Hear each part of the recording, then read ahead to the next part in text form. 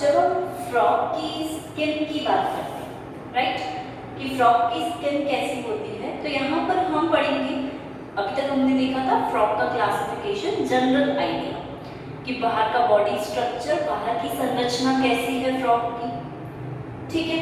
इसके बाद अब हम फ्रॉक के पूरे सिस्टम्स को पढ़ेंगे कि किस तरह यहाँ पर डाइजेस्टिव सिस्टम होता है, इनका इंटेग्यूमेंट जो है वो क्या होता है, कैसा होता है। स्किन जो है ये इंटेग्यूमेंट पार्ट में आता है, ठीक है। इनका रिप्रोडक्टिव सिस्टम क्या है, इनका हम बोल सकते हैं कि रेस्पिरेटरी सिस्टम क्या है, एक्सक्रीशन कैसे है, तो ये सारी चीजें हम फ्रॉक के बारे में यहाँ पर देखेंगे।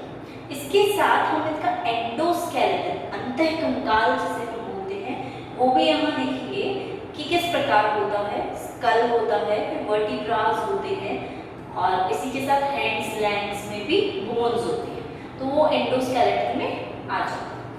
अब नॉर्मली यहाँ बात कर रहे हैं हम फ्रॉक की स्किन, ठीक। तो फ्रॉक की स्किन को अगर हम देखते हैं तो उसकी संरचना इस प्रकार से होती है।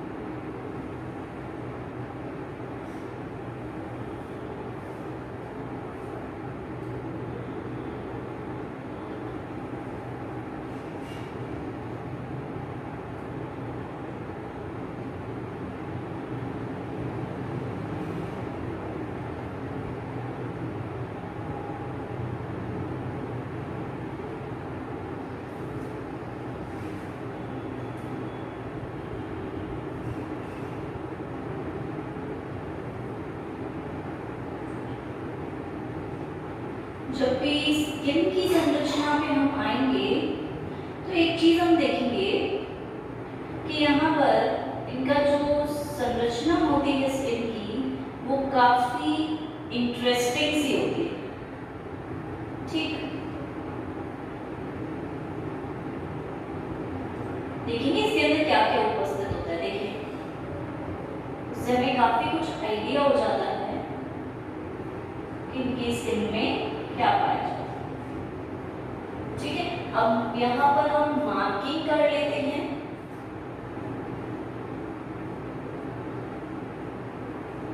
किस तरह से यहाँ पर संरचना है।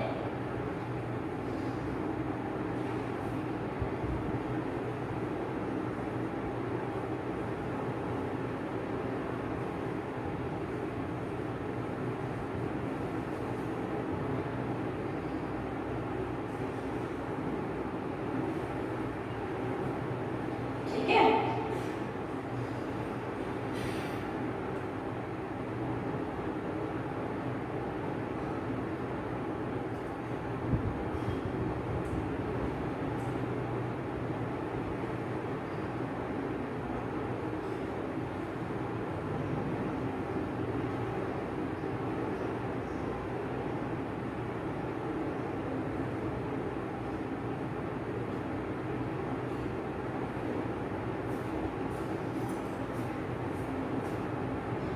इस तरह से यहाँ पर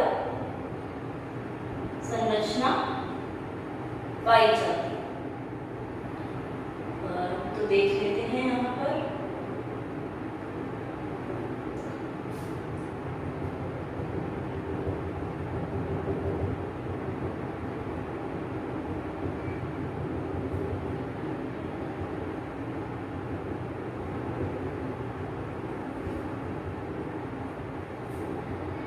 ठीक है। सबसे बाहर वाली जो संरचना होती है उसको हम बोलते हैं स्ट्रेटम कॉर्निया।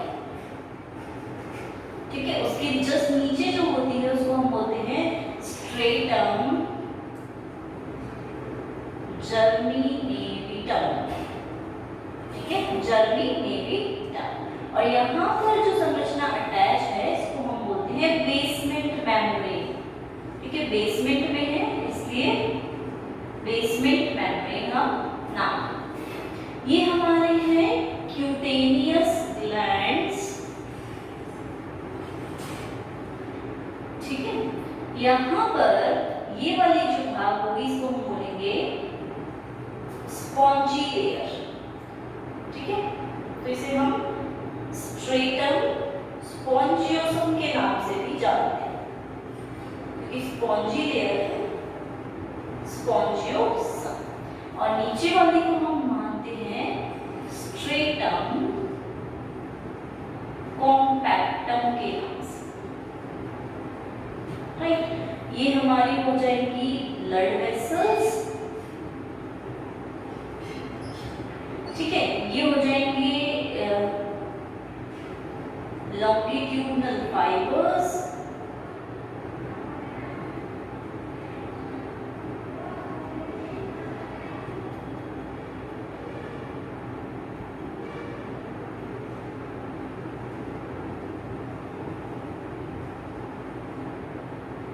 ठीक है, ये हो जाएंगे लैटिट्यूडिनल फाइबर्स।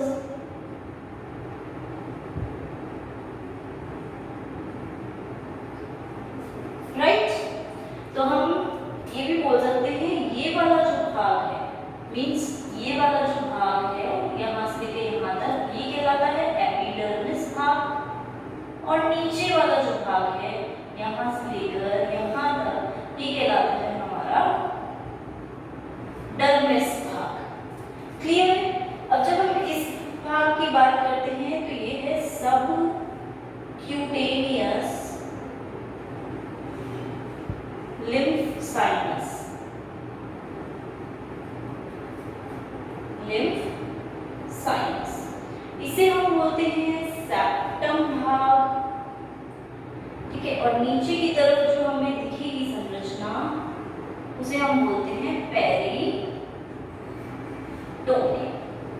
क्लियर? तो इस तरह की संरचना हमें फ्रॉग की स्किन की देखने को मिलती है, जो कि इनका इंटेगुमेंट भाग है। अब पहली बात हमने बोली कि फ्रॉग की स्किन होती कैसी है, बिल्कुल कोमल, बिल्कुल सॉफ्ट स्मूथ होती है। और इसी के साथ वहां पर बिल्कुल पतली लेयर होगी, थिन भी होगी, मतलब नॉर्मली हम बोलेंगे स्मूथ, कोमल, सॉफ्ट, चिकनी, थिन, पतली लेयर। और इसी के साथ ये चिकनी भी होगी, जो कि हमने स्मूथ में बोली। ठीक है, तो इसमें म्यूकस जो है वो भी सिक्रीट हो। ठीक है, अब क्योंकि हम बोल रहे हैं सबसे बाहर की तरफ क्या उपस्थित होता है, एपिडर्मिस भाग। ठीक है, तो एपिडर्मिस भाग को दो भागों में डिवाइड किया गया, स्ट्रेटम कॉर्नियम, स्ट्रेटम जर्मिनेटम। ठीक है, ऊपर वाली जो है जिसे हम श्रृंगित भाग कहते हैं, इसको हम स्ट्रेटम कॉर्नियम के नाम से जानते हैं, जो कि बहुत इंपॉर्टेंट हम बोल सकते हैं एपिडर्मिस की लेयर है। अब इस भाग की अगर हम बात करते हैं तो हम बोलते हैं इस भाग में हमारी पॉइजन ग्लैंड्स, म्यूकस ग्लैंड्स, ठीक है, पेरिटोनियल ग्लैंड्स होते हैं कुछ,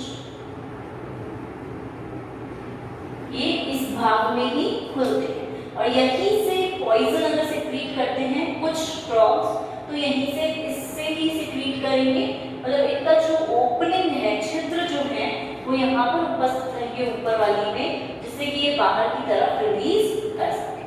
तो म्यूकस ग्लैंड्स भी यहीं से ही म्यूकस को बाहर स्रावित करते हैं, श्लेष्म को। पॉइजन भी यहीं से स्रावित होता है। पेरिटोनियल ग्लैंड्स भी कुछ में उपस्थित रहते हैं। हम बोल रहे इन जितनी भी ग्रंथियां हैं ये ग्रंथियां बनती एपिडर्मिस से है, लेकिन ये सिचुएटेड कहाँ होती, रहती कहाँ है, डर्मिस भाग। ठीक है, डर्मिस भाग में ये ग्रंथियां रहती हैं, बनती इससे है, रहती यहाँ है और स्रावित कहाँ होती है, इससे। ठीक है, कॉर्नियम जो लेयर है वहां से। अब ये तो बात हुई हमारी एपिडर्मिस की। एपिडर्मिस हमारी कहाँ प्रेजेंट है, स्किन में बाहर की तरफ। ठीक है, दो भागों की बनी हुई। अब इसके नीचे जस्ट डर्मिस भाग है, और एपिडर्मिस और डर्मिस भाग वो जो मेम्ब्रेन अलग कर रही है, सेपरेट कर रही है, उसको हम बोल रहे हैं बेसमेंट मेम्ब्रेन। राइट, यही एक लेयर है जो इन दोनों को सेपरेट करे। अब डर्मिस भी यहाँ पे दो भागों में बटी हुई है। एक हो जाएगा स्ट्रेटम स्पॉन्जियोसम, जिसमें ग्लैंड्स ग्रंथियां उपस्थित है, स्पॉन्जी टिश्यू या ऊतक भी उपस्थित है। और दूसरी हो जाएगी स्ट्रेटम कॉम्पैक्टम, जिसका मतलब हुआ कि यहाँ पे फाइबर्स हैं ज्यादा। ठीक है, इसी के साथ पिगमेंट कोशिकाएं भी हैं जो कि कलर देती हैं, और यहाँ पर ब्लड वेसल्स भी हैं। ठीक है, जिन्हें हम रक्त वाहिनियां कहते हैं। तो कॉम्पैक्टम की जब बात करते हैं, ठीक है, इसका मतलब हुआ कि ये बहुत सारी वेसल्स यहाँ पर एक साथ उपस्थित है, और ये लेयर इसी के कारण संवहनी होती है। हम बोलते हैं फ्रॉग की स्किन जो है वो संवहनी है। इसका मतलब ये हुआ कि वहाँ पे बहुत सारी वेसल्स हैं, और जब इन्हें प्रॉपर हम बोलते हैं कि एनवायरनमेंट नहीं मिलता है, तो ये स्किन से भी श्वसन करते हैं, श्वसन अंग की तरह होते हैं, रेस्पिरेटरी ऑर्गन की तरह होते हैं। इसीलिए ब्लड वेसल्स अच्छी खासी मात्रा में स्ट्रेटम कॉम्पैक्टम भाग में उपस्थित रहते हैं। तो होते ये अधिक संवहनी होते हैं, क्योंकि ये श्वसन क्रिया को स्किन के द्वारा, त्वचा के द्वारा भी करते हैं। ठीक है, अब इसके जस्ट नीचे की तरफ यहाँ एक लिम्फ स्पेस होती है, जिसे हम बोलते हैं सबक्यूटेनियस लिम्फ साइनस। खाली जगह है, साइनस भाग इसलिए बोला। और नीचे की तरफ सेप्टम है जो कि डिवाइड कर रहा है। सेप्टम का मतलब क्या होता है, अलग करना, डिवाइड करना। तो इसके कारण सेल्स जो हैं वो अलग अलग हो रहे हैं। ठीक है, और नीचे की तरफ सबसे लास्ट में आ जाती है पेरी। अब हम बोलते हैं इनकी स्किन जो है बहुत म्यूकस सेक्रीट कर रही है, तो ये cutaneous glands, mucous glands, poison glands, ठीक है, यहाँ पर उपस्थित रहते हैं, जिनके द्वारा सेक्रेशन या स्राव होता है। एक चीज और कि हम यहाँ बोलते हैं इनके अंदर प्रॉपर्टी होती है कीमोफ्लेजिया। ठीक है, ये अपना इनकी जो त्वचा है उसका कलर, उसका रंग चेंज कर सकते हैं, बदल सकते हैं। तो रंग परिवर्तन के लिए यहाँ पर पिगमेंट सेल्स या कोशिकाएं उपस्थित होती हैं, जो कि लाइट के कांटेक्ट में आती हैं। प्रकाश अगर स्किन के कांटेक्ट में आता है तो उसके कारण वहाँ पर कलर में चेंजेस। तो पिगमेंट सेल्स भी यहाँ पर मेलेनोसाइट्स उपस्थित रहते हैं, और इसी के साथ यहाँ पे लिम्फोसाइट्स जो होते हैं ये भी यहाँ पर उपस्थित रहते हैं। एक और इंटरेस्टिंग चीज ये है कि इनके जो लेग्स होते हैं, राइट, जिनको हमने बोला है कि फोर लेग और हिंड लेग, लिम्ब्स जो होते हैं आगे भी और पीछे की तरफ, वहां पे भी कई जगह पे स्ट्रेटम कॉर्नियम टूटे टूटे भागों में व्यवस्थित रहती है। ठीक है, पूरी बॉडी पर तो है ही, पर वहां पर भी नाखून जो होते हैं उनके वहां पर उंगलियां जो होती है, फिंगर्स, फैलेंजेस जो होते हैं वहां पर उपस्थित रहती है स्ट्रेटम कॉर्नियम टूटे टूटे भागों में, अलग अलग तरीके से। वहां पर थोड़ी सी इस लेयर की ऑब्जर्वेशन देखी गई है। ठीक है, बाकी सबकी तो नहीं, लेकिन इस बाहर वाले लेयर की जरूर देखी गई है, और वहां पे रहने के कारण ये क्या करती है, एक वाटर के ऊपर तैरने के लिए प्रेरित करती है। क्योंकि सॉफ्ट है, यहाँ से म्यूकस सिक्रीट होगा तो उसके कारण वो आसानी से वहां पर तैर सकता है। तो क्लियर है इसकी त्वचा कैसी है, किस तरह से इसमें डिस्ट्रीब्यूशन, ठीक है, ज्यादा मोटी नहीं है, थिन लेयर ही है और अत्यधिक संवहनी हम बोलते हैं, वेस्क्यूलर बहुत ज्यादा है।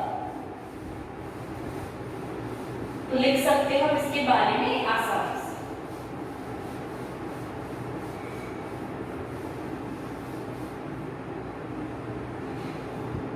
नाउ नेक्स्ट हम बात करते हैं फ्रॉग की डाइजेस्टिव सिस्टम की।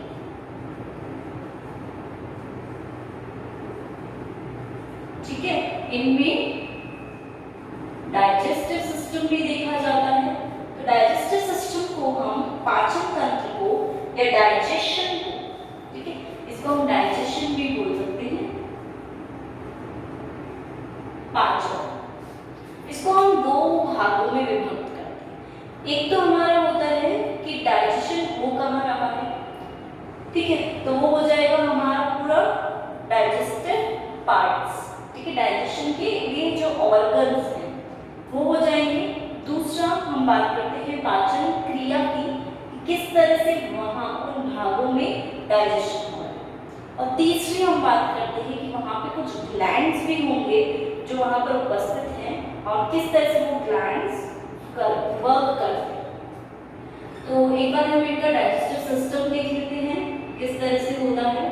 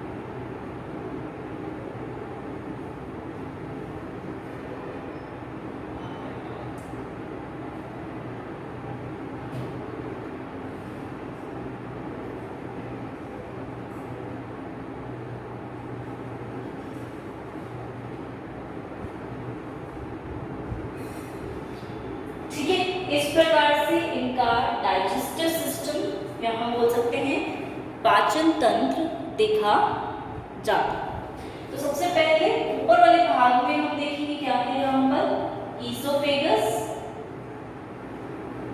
ठीक है, ईसोफेगस से नीचे आते हैं तो ये खुलता है स्टमक भाग में, ठीक है, स्टमक भाग से नीचे आते हैं तो ये खुलता है डिओडेनम, डिओडेनम भाग में। फिर ये वाला भाग आता है इलियम भाग, ठीक है, और फिर ये भाग बीच में स्प्लीन आ जाती है। फिर ये आता है रेक्टम भाग, मलाशय, ठीक है, ये आता है क्लोका और ये है हमारा क्लोकल अपर्चर, छिद्र जिसके द्वारा ये बाहर की तरफ खुल रहा है। ये हो जाएगा यूरिनरी ब्लैडर।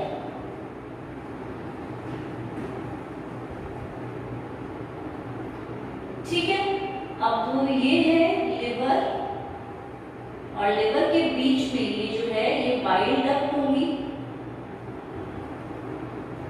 या हेपेटिक डक्ट के नाम से भी जाना।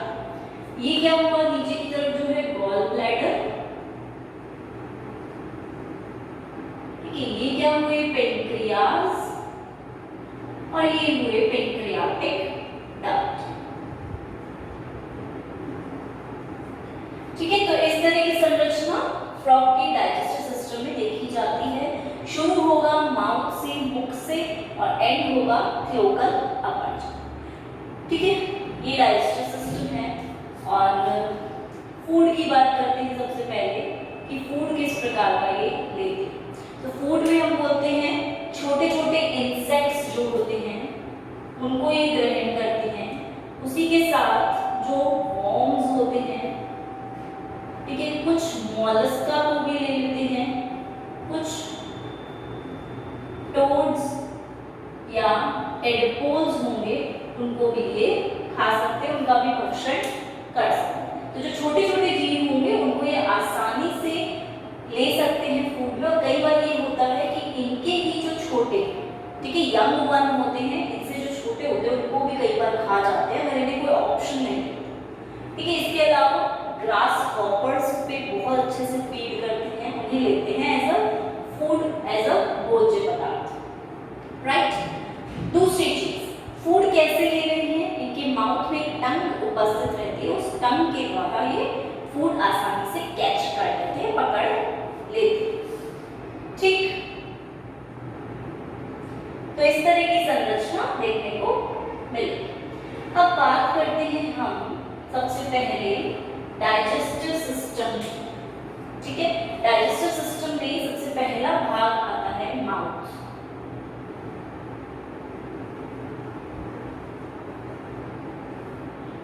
ठीक है, सबसे पहला भाग डाइजेस्टिव सिस्टम में माउथ आता है। माउथ जो होता है कैसा होता है इनका, ये चीज हम देखेंगे। तो माउथ कैसा है, पूरा हम बोलते हैं एक बड़ी खांच, एक बड़ी ग्रूव है, उपस्थित है। ठीक है, और बाहर की तरफ उपस्थित है। ठीक है, जस्ट हम बोल सकते हैं इनका जो स्नाउट भाग होता है, ठीक है, आगे की तरफ फ्रॉथ जैसा स्ट्रक्चर जो है वो निकला हुआ होता है, उस स्नाउट भाग में ही आगे की तरफ इनका माउथ उपस्थित है। तो माउथ भाग स्टार्टिंग है और एंडिंग भाग क्या है, क्लोकल अपर्च।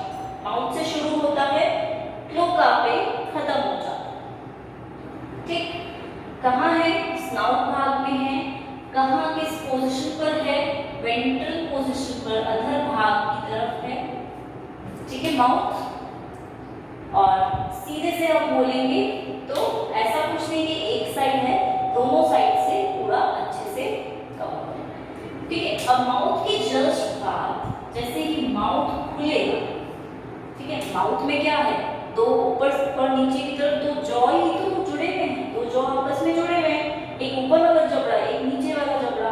नीचे वाला जबड़ा जो होगा वो क्योंकि ब्रेन से अटैच नहीं होगा, स्कल से जुड़ा हुआ नहीं होगा, इसलिए वो मूव कर सकता है, हिल सकता है। ऊपर वाला जो जबड़ा होगा वो स्कल से जुड़ा हुआ है, ब्रेन से जुड़ा हुआ है, तो वहां पे वो मूवमेंट नहीं कर पाएगा, ऊपर नीचे नहीं हो सकता। हम यही तो देखते हैं, हम हमारे नीचे वाला हिला सकते हैं क्योंकि वो किसी से जुड़ा हुआ नहीं है। सेम फ्रॉग में होगा। ठीक है, दो जॉज ऊपर और नीचे की तरफ व्यवस्थित हैं, वो जैसे ही खुलेंगे तो दूसरा भाग क्या आएगा, माउथ कैविटी। ठीक, मुख, माउथ में जो अंदर की तरफ कैविटी होती है उसकी बात करें। अब माउथ कैविटी के लिए हम देख लेते हैं एक बार।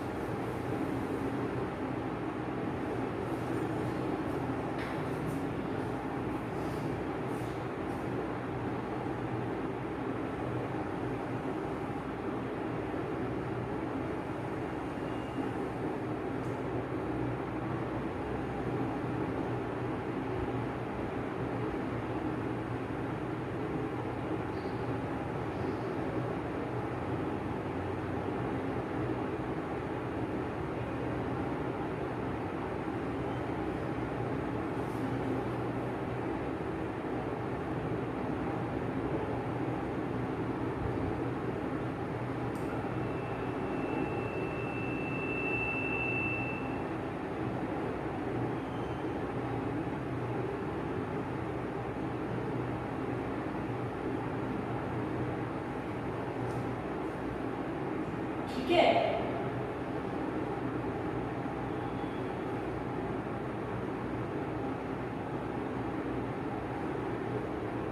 कुछ इस तरह की संरचना हमें देखने को मिलेगी।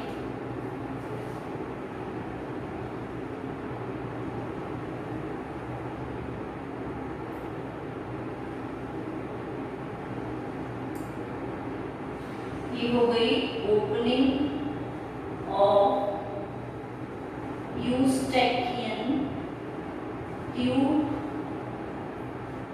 वोकल सैक, ठीक है। और ये हो गई बल्जिंग ऑफ आई,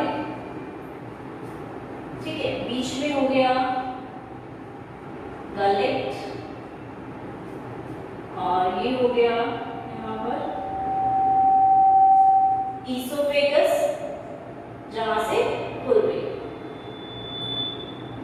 ठीक।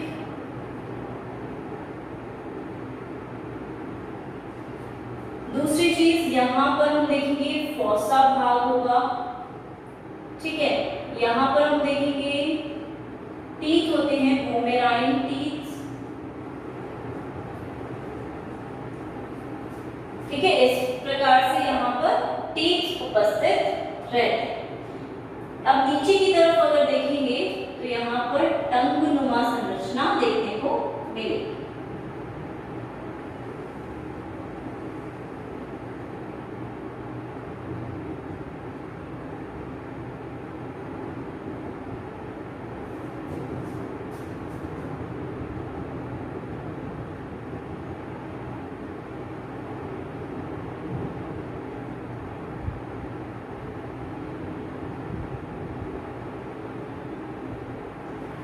ठीक है। ग्लॉटिस थोड़ा नीचे की तरफ होगा, गलेट यहाँ पर उपस्थित रहेगा। ये मोस्टली गलेट होता है, ग्लॉटिस थोड़ा नीचे की तरफ देखा जाता। अब ये इस तरह की संरचना हमें देखने को मिली, जिसे हम बोलते हैं मुख कैविटी या माउथ कैविटी, ठीक है। अब क्योंकि माउथ डायरेक्ट कहाँ खुल रहा है, हमारी माउथ कैविटी में, तो खुलते ही हमें सबसे पहले क्या दिखेगा, यहाँ पर एक ऊपर और नीचे दोनों जॉज में टीथ देखने को मिलेंगे, दांत देखने को मिलेंगे। और इन दांतों की अगर हम बात करते हैं तो ये कैसे होते हैं, होमोडोंट प्रकार के, ठीक है। जिसका मतलब क्या हुआ कि यहाँ पर फ्रॉग में जो टीथ हैं वो कैसे हैं, सारे एक जैसे, होमो मींस समदंती हैं, ये सारे के सारे दांत इनके एक जैसे होते हैं। और अगर ये दांत आपस में घिस जाते हैं, ठीक है, इनमें आपस में घर्षण होता है, फ्रिक्शन होता है, तो ये दांत अगर टूट जाते हैं बाय चांस, तो क्या होगा, वो वापस से आ जाते हैं। इसका मतलब ये हुआ कि ये पॉलीफ्यूडोंट भी होते हैं, ठीक है, बहुदंती भी होते हैं, कि बहुत बार ये आ सकते हैं। ऐसा नहीं कि एक बार टूट गए तो फिर आ ही नहीं सकते। तो आप बोल सकते हैं होमोडोंट है, समदंती है, सारे दांत एक जैसे हैं। जैसे हमारे अंदर होते कैनाइड्स, इंसिजर्स, अलग अलग तरह के दांत हैं, वो इनमें नहीं देखने को मिलेगा। और दूसरी बात कि टूटने के बाद भी वापस से बार बार आ सकते हैं, तो पॉलीफ्यूडोंट प्रकार। अब जब हम दांतों की संरचना देखते हैं तो हम देखते हैं मैक्सिला पे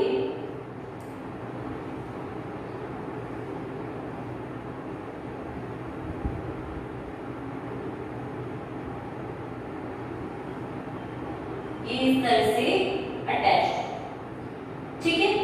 ये मैक्सिला भाग है, ये पल्प कैविटी है, जो ओपनिंग होती है जिसे हम बोलते हैं, यहां से होती है ओपनिंग पल्प कैविटी की। और नीचे की तरफ एक डेंटाइन भाग है, और डेंटाइन के बाहर इनेमल उपस्थित है। जिसका मतलब हम बोल सकते हैं कि दांतों को हम दो प्रकार से, मतलब एक दांत को हम दो टाइप में डिवाइड कर सकते हैं। जो नीचे की तरफ है उसे हम बोलेंगे बेस, आधार भाग, और जो ऊपर की तरफ है उसे हम बोलेंगे क्राउन भाग, जो कि पॉइंटेड होता है, नुकीला होता है, ठीक है। आधार और क्राउन।